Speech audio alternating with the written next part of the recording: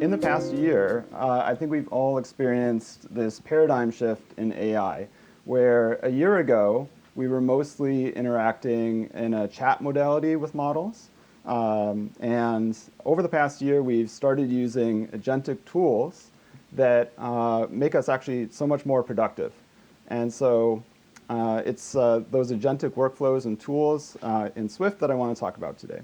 And over the last month, I've been working on some new tools in Swift, and I'm going to show a QR code here because I have a repo here that I'll show you that's available on GitHub. So this is the link to that repo, and it just has the main resources that I'm going to talk about today. Okay. So here's the repo with the notes. So the main two packages Swift packages that I want to talk about today are the Swift AI package and Swift MCP. So Swift AI is something that grew out of things that I've created for myself for interacting with all the major providers' APIs in Swift. If you're familiar with the Vercel AI SDK, it's essentially a Swift analog to that. So it gives you clients for Anthropic, Gemini, OpenAI, XAI, and including, if you're using chat completions or responses, because those are now sort of the industry standard for all the other providers. It gives you clients for all those APIs, all those providers, and it also gives you an abstraction layer so that you can easily swap out models, and you can just plug and play, because there's really a lot behind the scenes with all these APIs, with the differences in the shape of the data that they're taking, et cetera, that you as a developer don't want to have to deal with. So that's what the Vercel AI SDK gives you. And now with Swift AI, that's what you get in Swift. I'll come back to the Swift MCP package in just a little bit. So first I want to talk about sort of the core concept of what is an agent. So what's the core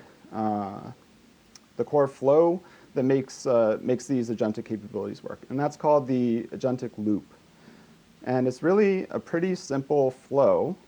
I think we think of agents as maybe something super complicated, but it's actually a super, at its core, it's really simple. So the language model first of all, the language model has been trained, of course, to use tools. It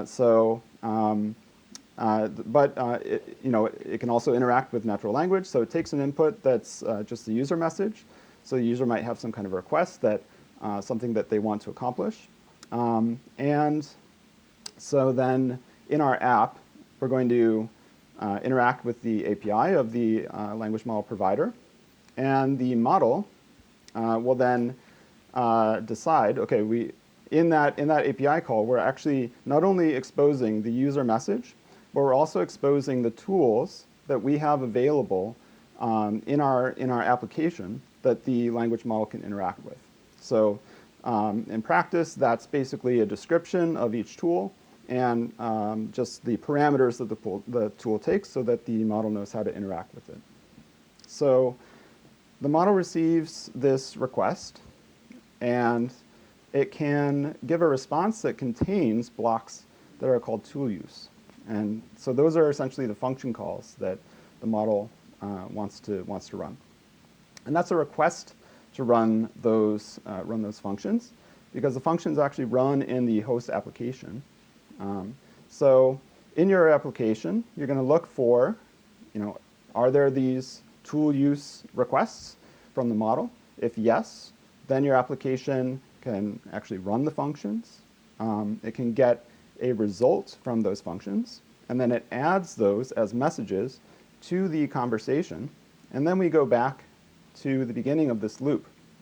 And so at every iteration here, we're collecting the history of messages, which includes things like tool calls and the tool results. And so we're always appending them. And then back at the beginning of this loop, we're giving them back to the model. So now at the second iteration of this loop, the model can actually see the results from the tools that were called. And at that point, it can decide, okay, either I now have the results that I need to give a final answer, or maybe I need to call some more tools.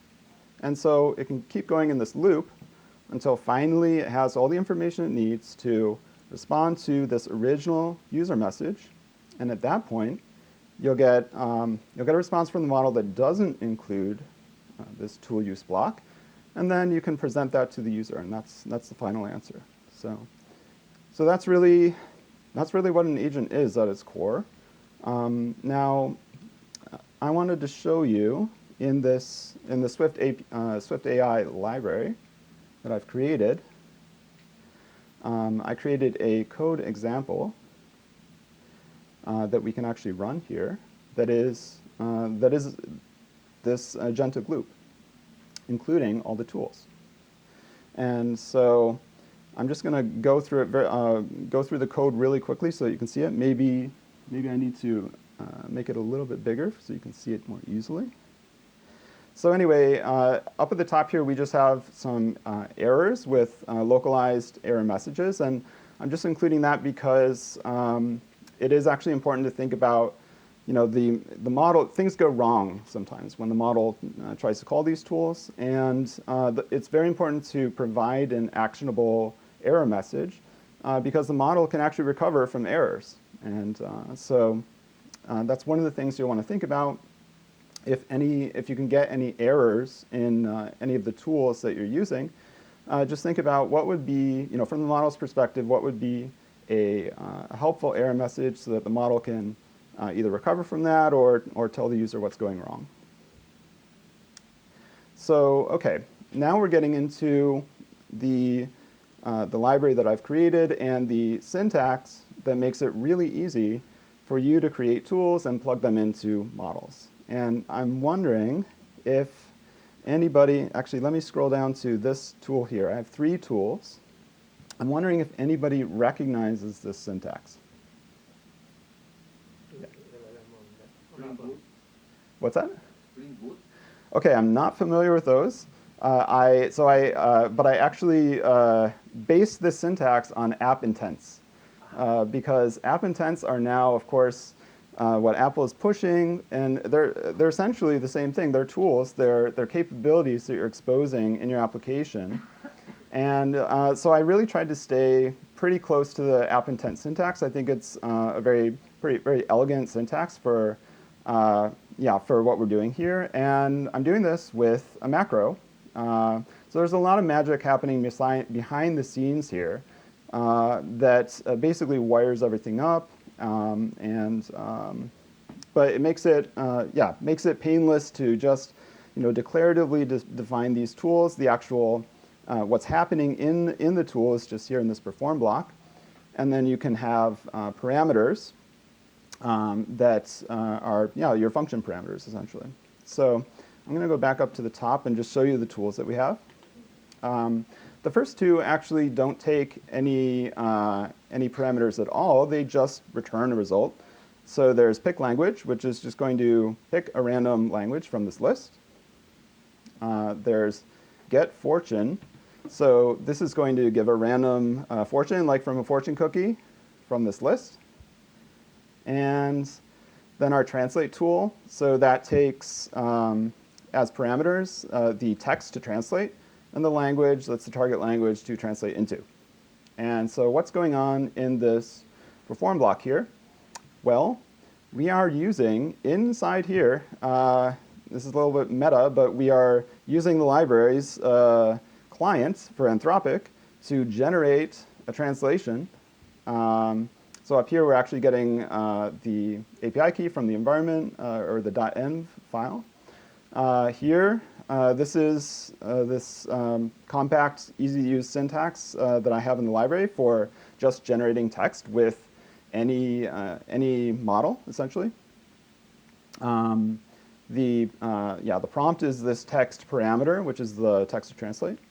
We have a system prompt that just says, translate the following text to language, return only the translation, nothing else. And then it returns the translation. So those are our three tools. Now, here's the main block of this little application. And this is the agentic loop.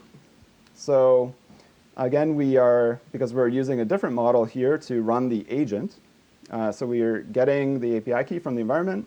We're creating a client, this time for Gemini. We're listing the tools that we have available. Then the prompt that's going to get the agent started is get a fortune cookie in a random language. We're creating a message history or conversation history because, like I mentioned, we have to keep appending messages to this and feeding it back into the model. Just for safety's sake, because this is a loop, I do have max iterations here. And now most models are actually smart enough that once they get a final result, they'll break out of calling tools. However, if you're interacting maybe with some smaller models, you might get some strange behavior where they get into a weird loop of constantly calling tools. So anyway, there's a lot of other things, in a real application you might want to think about here for under what circumstances do we break out of this loop. This is just a very simple example. You might, for example, want the user to be able to cancel at some point. Like in Cloud Code, you can just type escape and stop all those to calls. So anyway, we're keeping track of iterations. We are, OK, this is where we kick it off with the model that's going to be acting as the agent. So the agent that we're using here is Gemini 3 Flash. And that's actually a very good, very cost-effective model also for agentic tasks. We're passing in the tools and the initial, the message history with our initial message and our API key. Then here, let's see. This is just a condition to check for that final breakout of the loop that I showed you where if there's no tool calls, it means it's a final result. And then we're going to break out of the loop. We're going to show that final result to the user. I have a bunch of print statements that I'm going to run this, and it'll show you what's happening. So let's see. So yeah, we just ran this request with our initial prompt, get a fortune cookie in a random language, right? OK, now this is our response here. We're going to check the response. Actually, we're gonna append the response to this to our messages array first. We're going to see if there are tool calls in there. We're going to iterate over the tool calls. Actually, we're going to call them like this. And they're all going to run in parallel. So the model, by the way, can actually call multiple tools at once, or it can call them individually in sequence, whatever it determines is the most efficient or makes the most sense for the situation. So here we've actually called the tools, which we just saw that were defined in the top of our program here. Then we're going through the results, and we're going to append those results back into that messages array, and now we're looping back up to the top, feeding it back into the model, et cetera. Okay, so that's all this agent is essentially. Now I'm going to run this. Oops. So I'm going to run this, and we're going to see the output. We're going to see the output in the console. It's going to run pretty fast. So then, let's see here. OK, it's already done. I'm just going to walk through this so we can see what actually happened here. So we had our input, get a fortune cookie in a random language. The model requested 2 tool calls at once, get fortune and pick language. So it's just interesting to note that it's intelligently selecting tools. We didn't specify like call this tool, call that tool. We gave it a little bit of a vague request, but it figured out what it needed to do. It called the get fortune and pick language tools. Okay, we got the results. We got a random fortune here. Good things come to those who wait, but better things come to those who act. And our random language is French.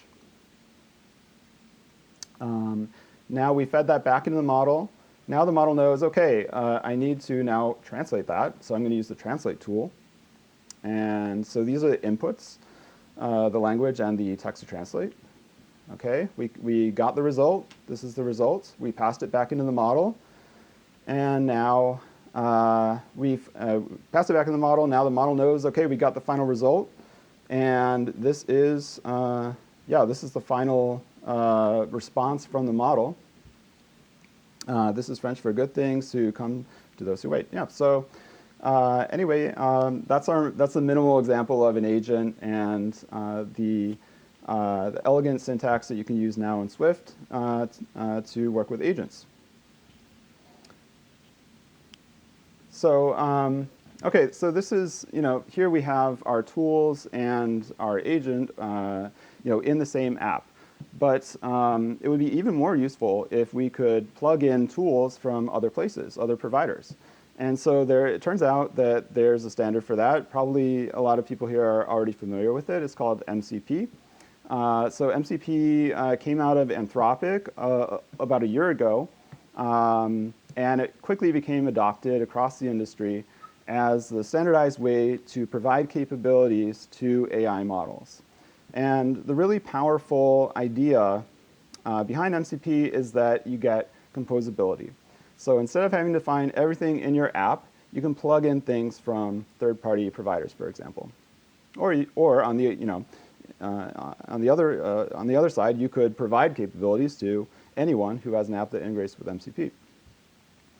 Now, MCP is evolving very quickly, and it doesn't just involve tool use, although that's probably nowadays the most common use case. Actually, there's a lot of other rich functionality in MCP. For example, you can imagine there are some tasks that don't immediately return a result. They might take minutes or hours to run. So you might want to have a progress indicator. You might want to be able to come back later on and pull that task that's running in the background. There's a lot of stuff like that that you can build into your application with MCP. I'm actually not going to talk about that today. Maybe in a few months when I've gotten a chance to build more with this richer functionality, then I'll be able to talk more about that. I'm just going to talk about tool use with MCP today. So getting back to these two libraries that I was talking about. The other thing that I've been working a lot on in the last few weeks is this Swift MCP library. And so it turns out there is actually an official SDK for MCP. There hasn't been a lot of activity on it in the last 4 or 5 months. And so, meanwhile, MCP keeps evolving. And so I wanted to start building with this. So I went in and basically forked this and filled in all the gaps in the last few weeks. And so now we have in Swift a almost complete, okay, there's auth is the one thing that's missing. I'm going to work on that in the next couple weeks. But it's essentially complete in Swift that you can now start building with. You can, if you try it out, let me know. Give me some feedback. So that's now what I'm going to demonstrate right now. Actually, before I do that, before I give you the MCP demo, I just wanted to talk about, okay, why would you want to use MCP in Swift? And in what scenarios? So there are 3 main scenarios or configurations that you could use this in. So you could create an MCP client that's integrated with your app in Swift, and that would give your app access to all these third-party MCP servers. So you're running a language model in your app, and you want to give it access to third-party tools. So that's one use case where your app is in Swift. Another use case is, okay, sorry, I should first probably just briefly explain the difference in terminology of a client and a server in MCP. So we just saw in the first example, everything was in one app where we had tools, and then we had the agent that's running the tools. And in MCP, those two things are split into a server that generally provides capabilities like tools, and the client that is generally interacting with the language model and interacting with the user, is orchestrating everything in your app. So there are those two sides. it's a little bit confusing because we tend to associate a server with something that's remote. But in fact, in many configurations with MCP, including tools that you already use like Cloud Code or Cursor, you actually have them both in the same app. So anyway, I think it's just useful to think about the server generally providing capabilities, and the client is orchestrating things with the model, interacting with the user. So, okay, this second configuration that I have here, server, like you might want to make an MCP server in Swift. So I can imagine a couple different use cases there. So of course, we can now use Swift on the server, and it can run in Linux. So if you just want to provide generic capabilities through MCP, not necessarily tied to Apple platforms, and you prefer to use Swift, that's now an option, and it can run on Linux, or it can run on Apple platforms. And maybe even more interesting use case is if you want to expose capabilities that use native Apple tools. So all of Apple's developer SDKs, for example. So you can now do that in Swift. And you could expose that just on your machine locally, interacting through standard I/O or through HTTP. You could expose it on your local network. Or you could even use a VPN like Tailscale, and you could use it while you're on the go, and you could be interacting with your server running on your Mac through MCP. And finally, the third configuration or use case is where you have the client and the server in the same process. So that's similar to, like I just mentioned with Cursor, MCP is just a useful protocol that you can use to expose these capabilities and also consume them in the same app. So there you could, again, expose these native Apple tools or capabilities to a model that's running on any Apple device. And the advantage of this configuration is that it works great on iOS, where you can't really run an HTTP server or use standard I/O. So, okay.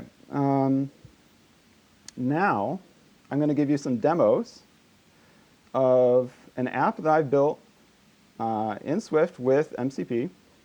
Now, there is actually prior art for this type of app. I want to mention it, and I've actually listed it here in the README of this repo.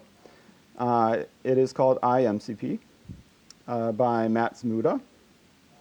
And it's so the original iMCP is a menu bar app like this one that exposes native Apple tools like the calendar, reminders, contacts, etc. So I've actually developed my app completely independently. This is my own creation, and it actually has some unique capabilities that are not in iMCP. It's still in early development, but I'm hoping to open source it in the coming weeks. But I'm going to demo that for you right now. And so because we're using MCP, we're running this, and in fact, we're running it as an HTTP server on my MacBook Pro. And you can see the address up here, which I can just copy and paste into any app that integrates with MCP. And of course, apps like Cloud Code can do that. And so I'm going to be using this now through Cloud Code. So I'm just going to demo a few of the tools that I have here. I have a location tool and a weather tool. And I'm just going to give it a vague prompt like,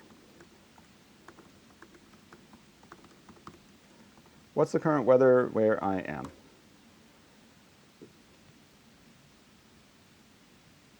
Okay. Now, I like Cloud Code for this use case because you can actually see what's happening behind the scenes. You can see the thought process that the model has, the tools it decides to use, the inputs and outputs of those tools. So it's saying, okay, it says I need to get the current location. This is its thought process. I need to use that location to get the weather data. So first it's getting my location. Then it's using the get weather tool. And finally, it has all the information it needs, and it gives me this nicely formatted result, the current weather in Barcelona. Okay. So I have another tool that I think is pretty cool, which is it's a tool essentially for the model to call any other language model from any other provider. So now you can have a model talking to a model. So okay, let's see. You know what? Okay, so why would you want to do this? I've actually been in situations in Claude Code where, I don't know if you've noticed, but Claude Code is often not so great at web searches, but Gemini, it turns out, is really good at web searches. And so I've often been in a situation where I wanted to ask Claude Code to ask Gemini for, what's the latest usage for this new syntax or something like that. So again, I'm going to give it a kind of vague prompt.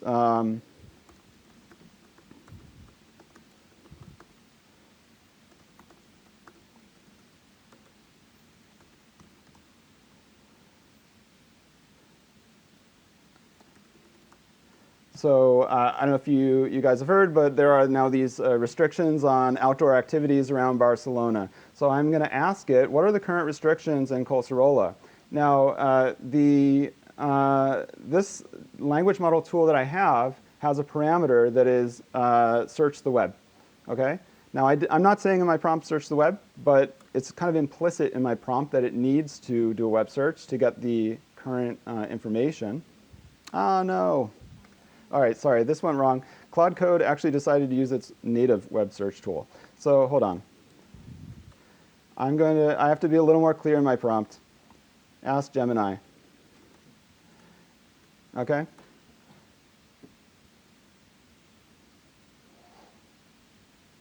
Okay, finally, it worked.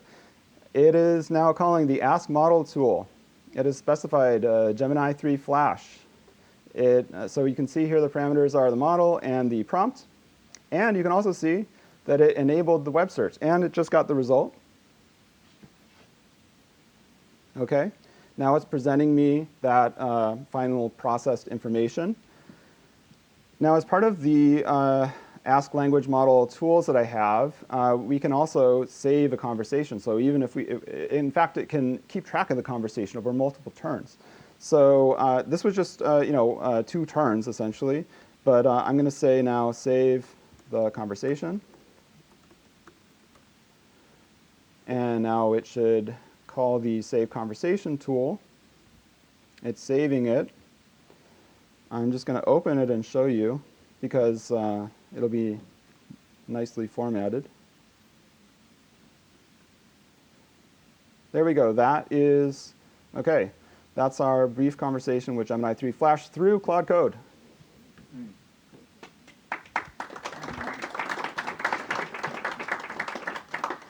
OK, I have another fun one with a language model calling a language model.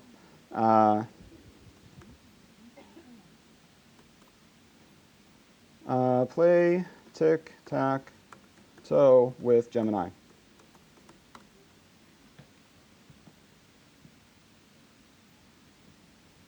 So while this is going, I just want to comment on, this is actually fascinating to observe how a model interacts with a model.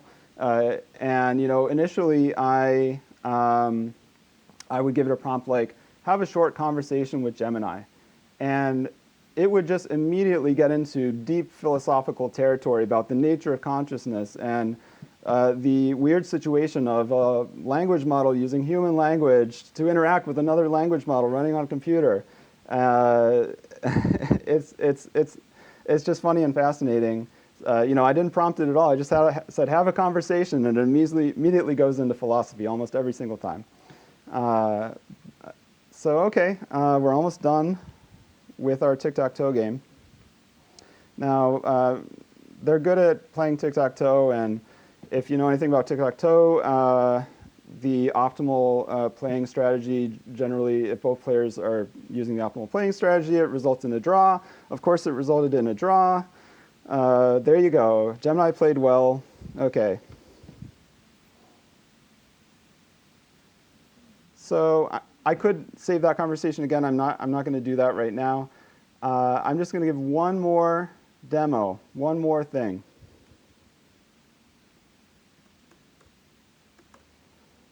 Oops, hold on.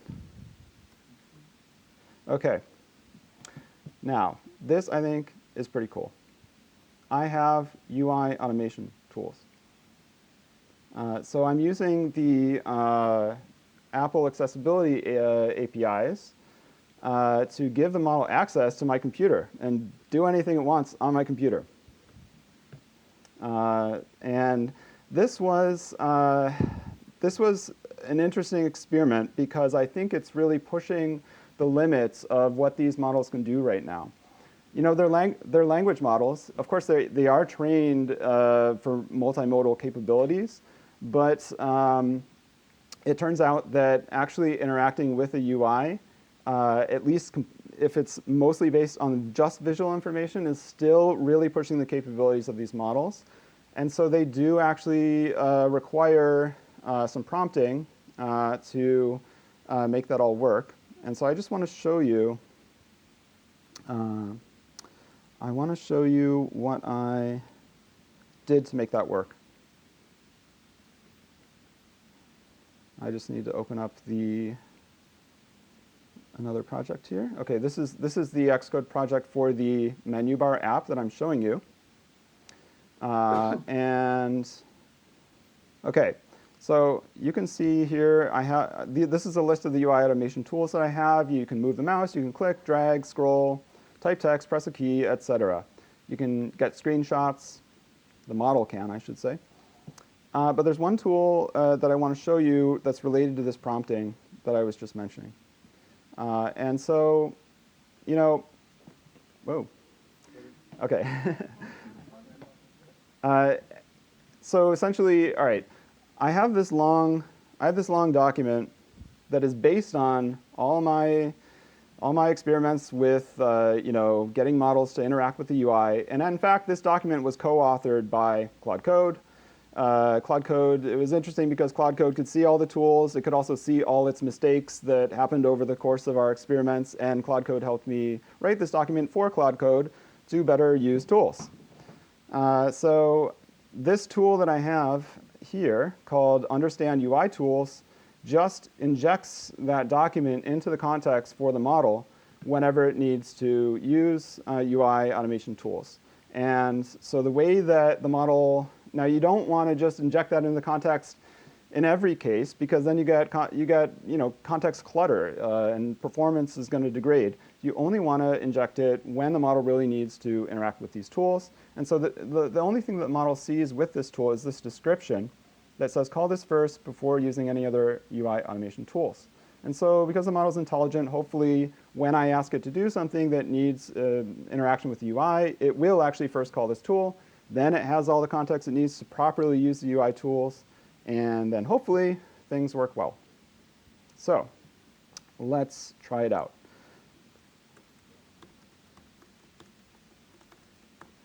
Play some of my favorite music.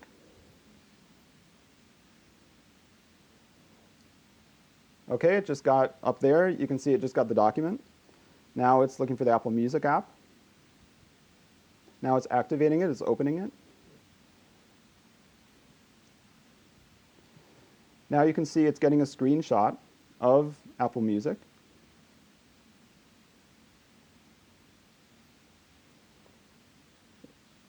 It's now looking for all the UI elements that it can interact with. It's getting shortcuts and coordinates for those elements. It's saying I'm going to click on songs. Okay. It's now going to, okay, now it's looking for other UI elements.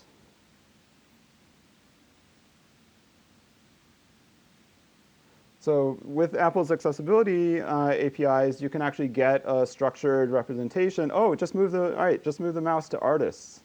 Okay, we're getting somewhere. Now, in the document that tells the model how to use these tools, it reminds the model that it really needs to get screenshots at various points in the process. Okay, it is going a little bit off the rails here because it is using screen coordinates instead of the coordinates within the app. It's getting another screenshot.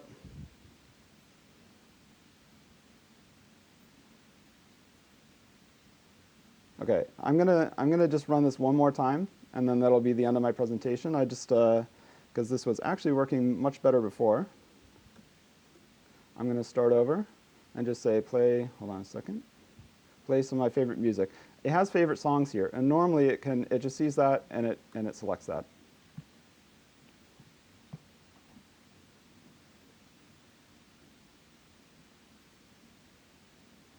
Okay, so it has opened Apple Music. It's getting a screenshot. It's getting all the UI elements.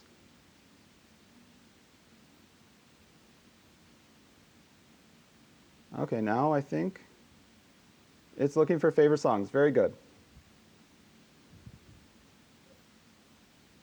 It's clicking on it. Good.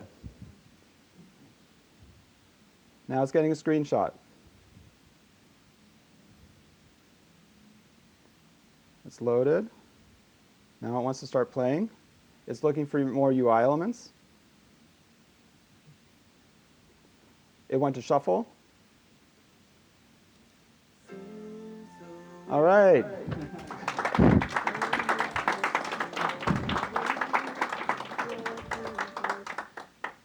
So, whoa, I'm getting feedback now. Okay, that's the end of my presentation. Dario, can you help me get rid of this feedback? Oh, yes, of course. Okay. Do you want to do questions now, or do we have time for that, or do you want to do it after? We'll do it at the end. Okay, cool. All right, that's it. Thank you.